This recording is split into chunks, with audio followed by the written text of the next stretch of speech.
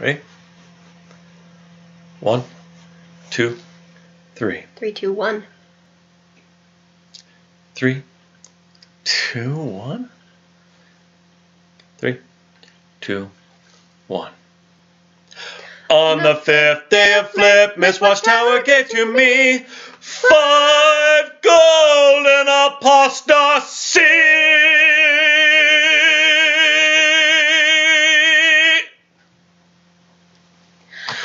4 publishers, 3 judicial hands, 2 witnesses, and put truth in an everlasting life tree. In the original song, The 12 Days of Christmas, that was rumored to be created as a way to remember the tenets of Christianity. Though now debunked. Yeah, but it's working for us, so we're just going to go with it. So in the song, the 5 golden rings were thought to represent the first 5 books of the Old Testament, the Pentateuch. Which gives the history of man's fall from grace and the beginning of God's redemption in laws. Of course, in the beginning, considering the Bible's narrative of Adam and Eve, we see man made perfect in God's image and given a beautiful wife. They are told not to eat from the tree of the knowledge of good and bad. Also designated as the tree that is in the middle of the garden.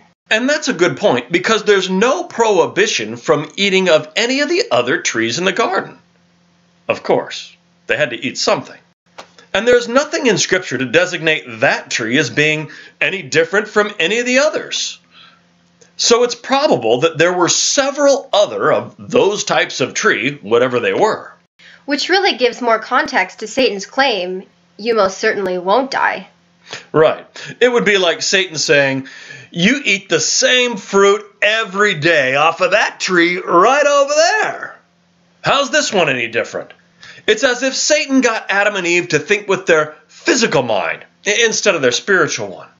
Like they looked at the fruit itself instead of the one who gave the command.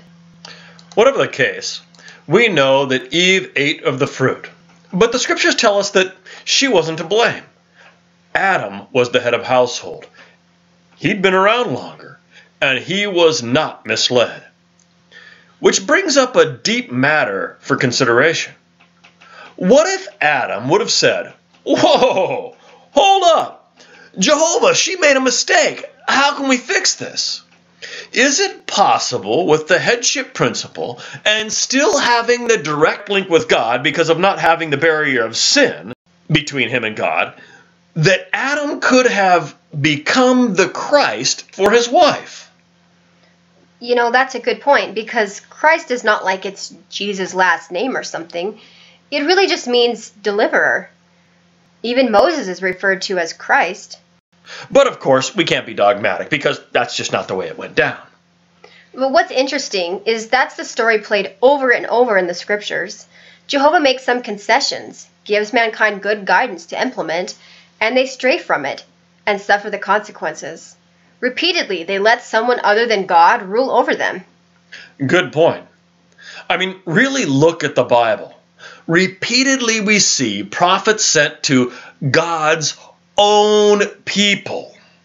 His organization, if you prefer. To tell them how they are twisting the law to benefit themselves and their own authority. Which really just ends up being in opposition to God. Absolutely. Let's open up to just the table of contents where it lists all the books. And we'll just run through them quick. Of course, we've got the 5 books of the Bible that we just talked about, so we'll skip past those. And what do we end up with then? Let's see, Joshua, Judges, Ruth. We're still setting it up here. Samuel. What did he do? He was a prophet. And who did he preach against? Well, they wanted a king, and he said, you don't want to do that. Yeah, and I think he even started out as a boy, as God's priest was allowing wrong things happening in the temple. Mm-hmm. Kings. Oh, they always were wrong. Yeah, so what are we, most of the time anyways, where do we start off with? Which prophet? Elijah? And their Baal worship. Baal just means a master whom you serve. Carrying on, let's see, Chronicles are the same thing as the Kings pretty much. Ezra, Nehemiah, that was the setting up of the temple. We'll get to that when we get to Daniel. But we've got Esther, Job, Psalms, Proverbs, and Ecclesiastes, sort of in the middle there with the Song of Solomon. But then we start out with the prophets. Here we go. Isaiah, who do you prophesy against? God's people. Jeremiah. God's people. And what was Lamentations about? Lamenting over the destruction of the organization at the time. Oops. Ezekiel? Against God's people. Daniel, there's the one we were talking about we were going to get to. Well, he was in exile. So that means they were being disciplined for being disobedient. So we couldn't really prophesy against God's people because they were all in captivity. Mm-hmm. So mainly his was a message of hope. Carrying on, we start getting into what they call the minor prophets, and we could just run through these with one exception, I think, in there. Hosea, Joel, Amos, Obadiah. Jonah is the exception because he preached to the Ninevites. Micah in there, I think if we flip back to, what is it in Kings, we have Micaiah and other prophets. But we carry on with Nahum, Habakkuk, Zephaniah, Haggai, Zechariah, and Malachi. Then we skip along to Jesus Christ himself through the rest of the Christian Greek scriptures. Mm-hmm. And who did he prophesy against? The organization at the time. Would be a God's organization at the time, yes. And we carry on with the entire Christian congregation, and who did they prophesy against? Mm-hmm. God's organization. So we can see just about the entire book is all preaching against God's long-established organization. So if the things written aforetime were written for our instruction, and a slave is not greater than his master, why should it be any different with those that claim to lead God's organization today in their persecution of us? However, if they are persecuting us, that's probably not the only thing they're doing wrong. That's true. So how have they flipped by apostatizing from God as Adam and the Israelites who strayed from God's laws of redemption in the Pentateuch? Well, perhaps the Insight book can give us some insight. Tiffany, could you read from us regarding the number 5 in our rundown of the numbers in the Insight book?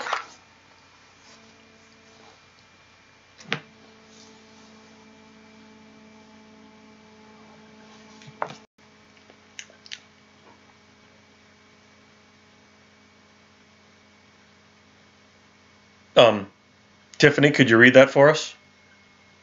There's nothing on 5. Huh? Like the number 5? Nope, 4, and then 6. What? Nothing on 5, like the Pentateuch? Nothing?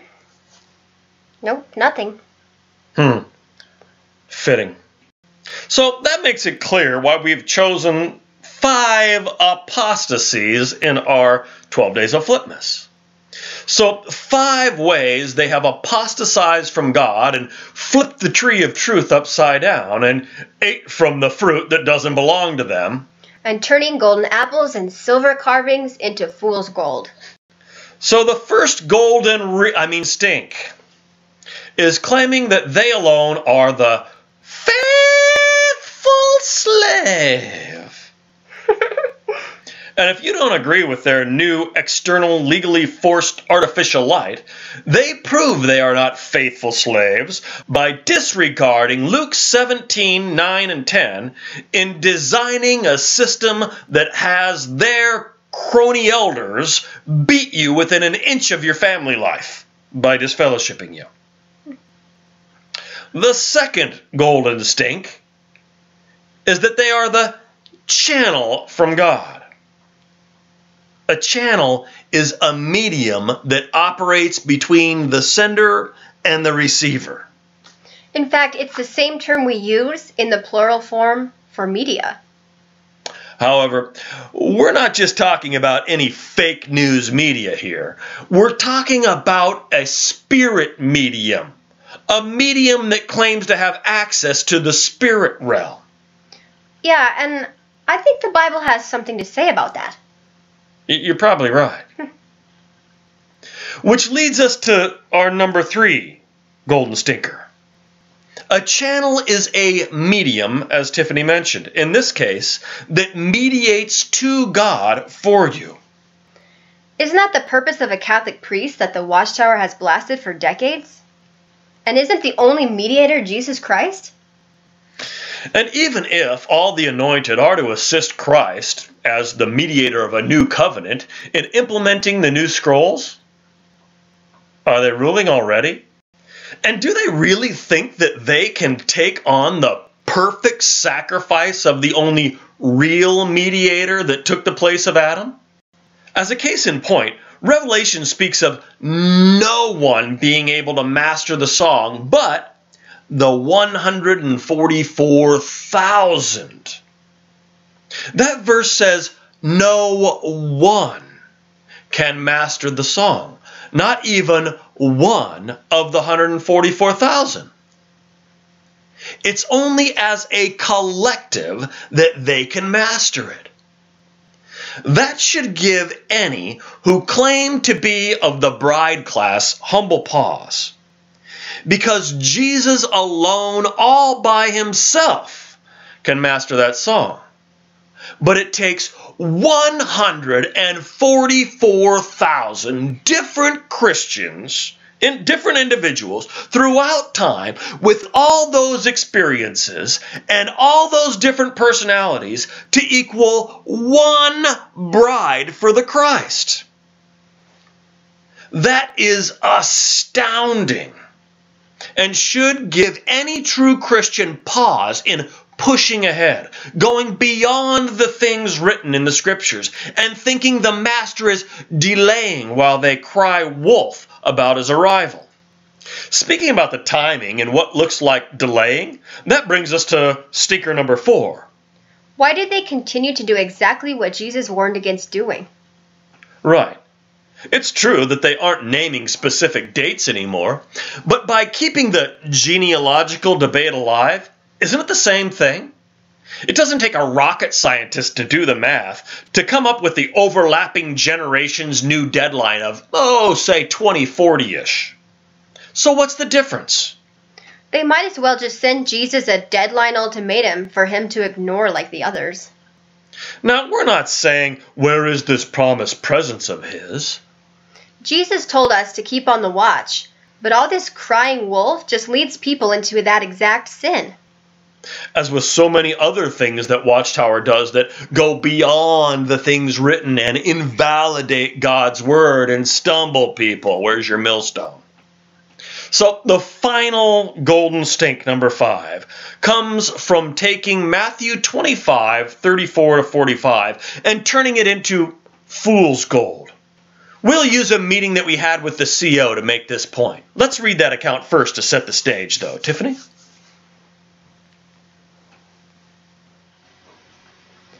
Please hold. It is the Watchtower app, you know. After these messages, we'll be right back.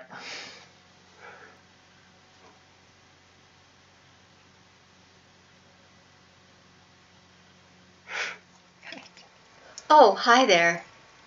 This is Bad Chad. And that's Flippany.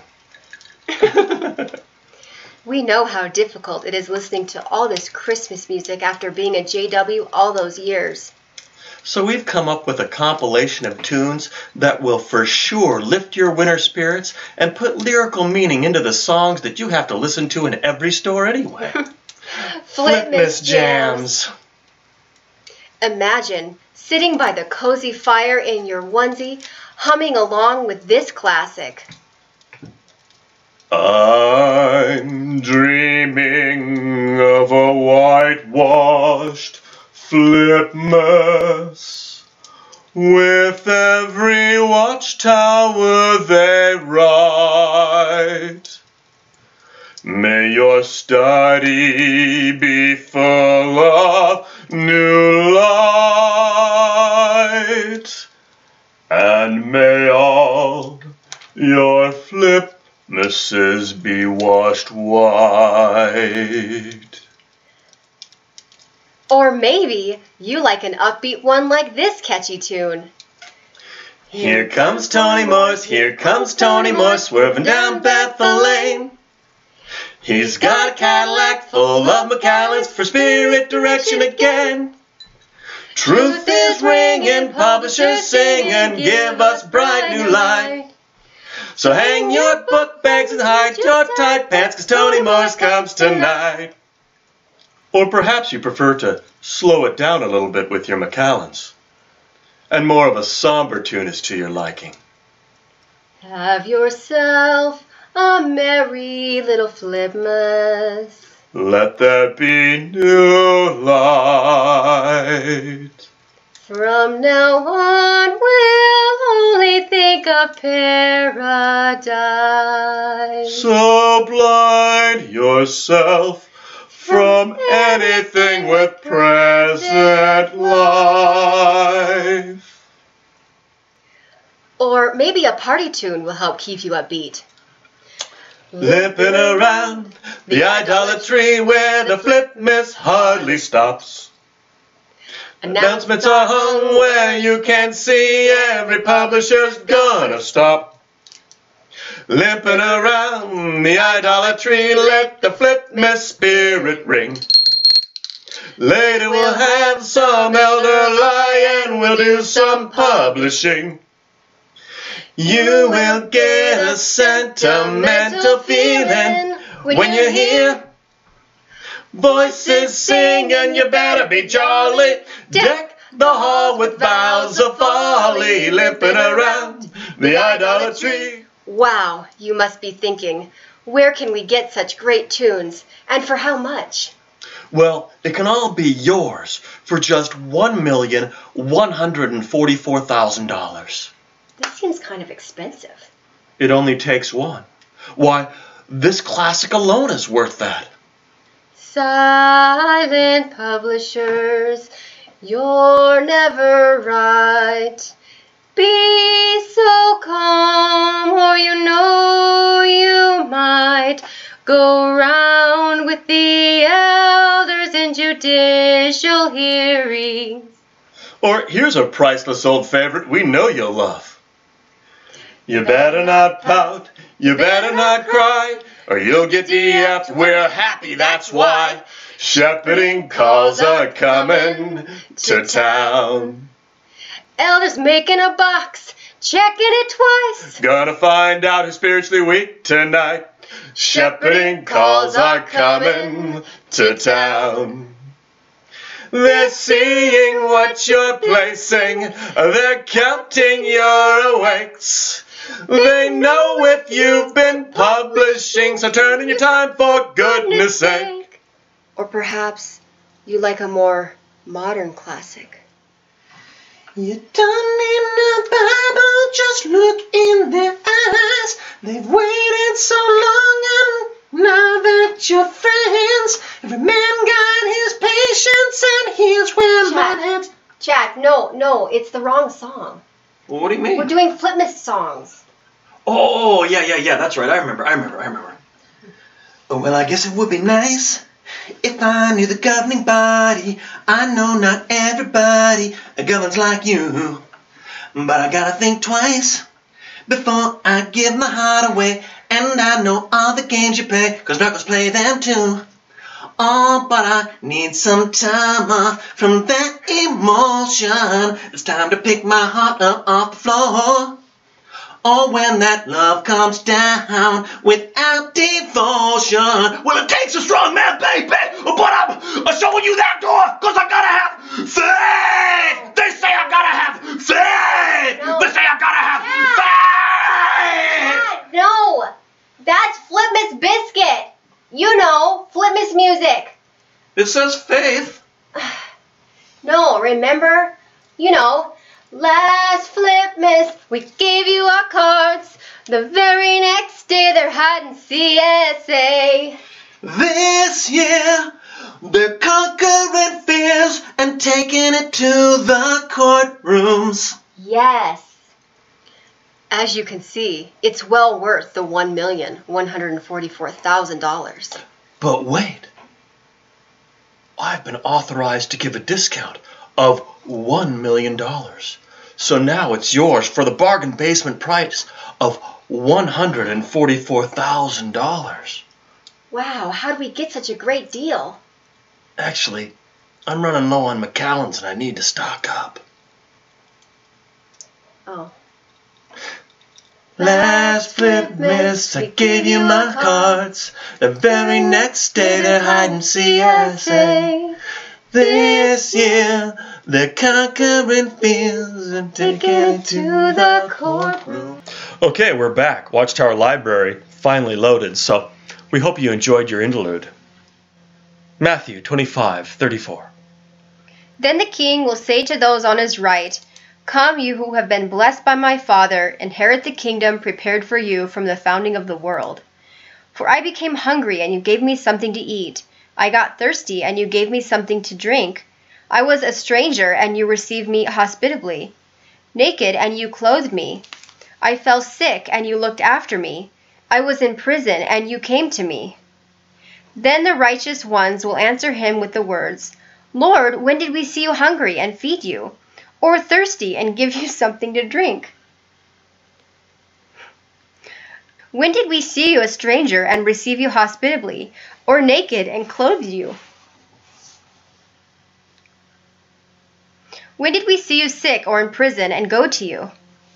And in reply the king will say to them, "Truly I say to you, to the extent that you did it to one of the least of these my brothers, you did it to me."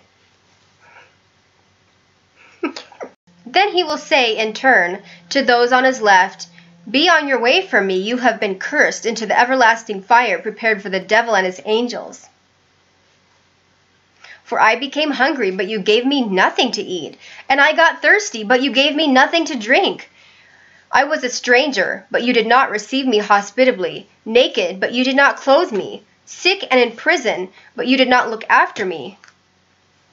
Then they will also answer with the words, "Lord, when did we see you hungry or thirsty or a stranger or naked or sick or in prison and did not minister to you?"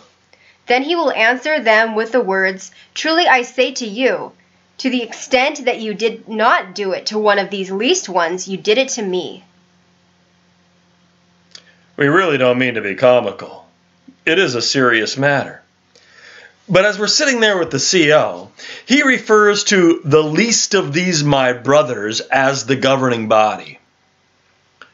And like I said, we don't really mean to make it comical, but I had to chuckle. He looked at me as if to say, "What?"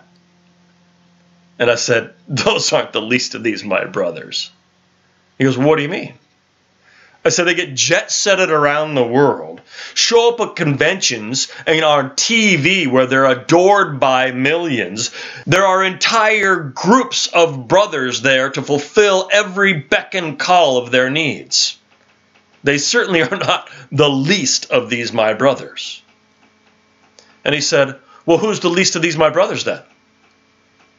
I said, "Well, I don't mean to be dogmatic about it, but if you ask me, a little sister that sits in the corner and she does her best out in service. She tries to continue to encourage the friends and she's there to give when she can. And she has a ministry that she's trying to fulfill. And the only way you'd know that she was anointed even is that you might see her humbly partaking in the corner of the Kingdom Hall once a year. So when you help bring her out in service, or as the scripture says, bring her a meal when she's in need, or cater to any other her needs that she may have.